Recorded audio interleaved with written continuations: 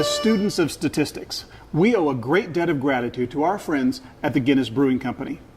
You see, there's a lot of science that goes into brewing beer, and in 1903, Guinness got all sciencey in creating an experimental malt house at their brewery at St. James's Gate in Dublin, Ireland.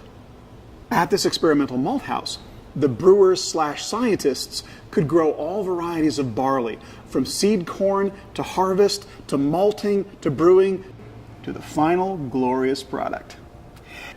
In nature, barley has a lot of variability, and one of these scientists/brewers named William Seeley Gosset was very concerned about the variability of the barley plants, because you can't brew a consistent porter or stout if your barley is different from one season to the next. At the time, statisticians like Carl Pearson and Sir Francis Galton were using huge sample sizes, which meant that the parameters they were estimating approached a normal curve. But for a young brewer estimating barley yields, the sample sizes were small, maybe 3 or 4. And that is a problem, because small sample sizes do not look like a normal distribution.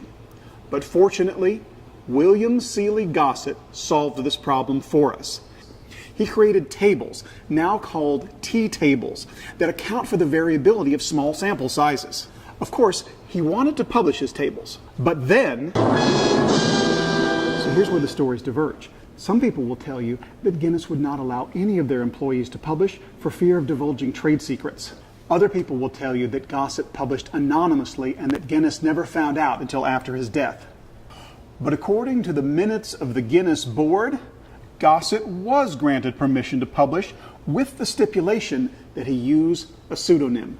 And so in 1908, William Seeley Gosset published 2 articles in Carl Pearson's journal Biometrica under the pseudonym Student.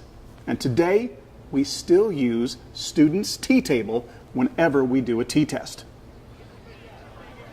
So let us lift a glass to William Seeley Gosset, who proved that a small sample size is nothing to be ashamed of, and that some great things can come from statistics.